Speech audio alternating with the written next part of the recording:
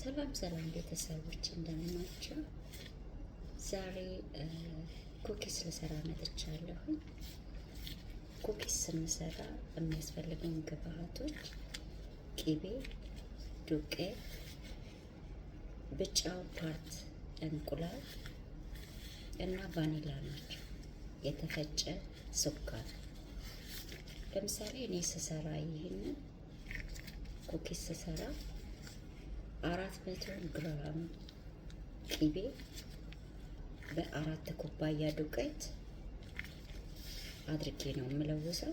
4 እንቁላል እጠቀማለሁ። አንድ ትልቅ ማንኪያ ቫኒላ ዱቄት እጠቀማለሁ። 2 ኩባያ ስኳር። ከዛ እነዚህም በአንድ ላይ በመለወስ ሊጣችንን እናዘጋጃለን። ሊጡ ሲዘጋጅ ልክ እንደዚህ ነው የሚሆነው። ጁሲ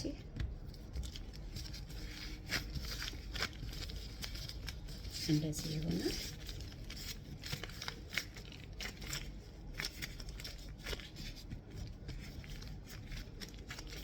ከዛ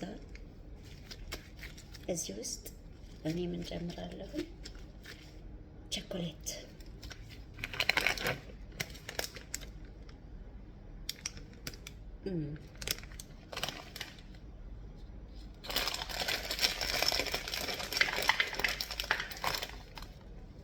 ቸኮሌት ተጨምርበት ምን አይነት ፓርቲ ይሰጠናል? ጁሲ እንደዚህ ይሆናል ማለት ነው።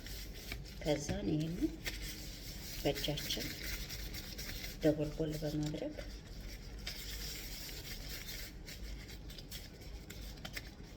የሚያስፈልገን ቦታ ላይ እናስቀምጠዋለን። እንዳይጣበቅብን ትንሽ ዱቄት ከስር ማድረግ ጥሩ ነው።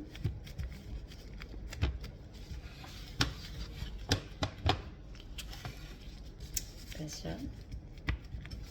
በእጄ ነው በእጄ እንደዚህ ካስተካከልኩት በኋላ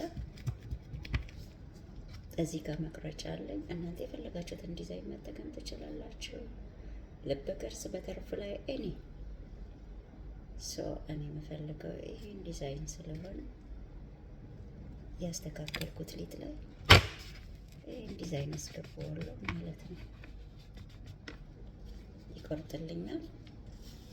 የተቆረጠውን ፓርት አነሳና ይሄን በእንደዚህ አይነት ቅርጽ ይወጣል ማለት ነው።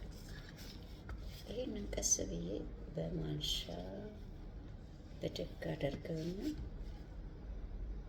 ዲዲሲ ከዛ ይሄንን ቀጥታ ወደ ፎረን ከማስገባቴ በፊት ወይም ኦቨን ውስጥ ከማስገባቴ በፊት ቅድም ያሳየኋችሁ ቸኮሌት ካናቱ ላይ ዲኮሬሽን አደርገዋለሁ ማለት ነው። እሺ ያ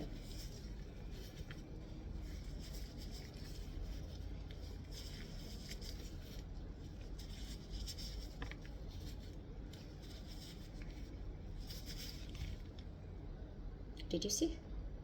Oh, it's yummy.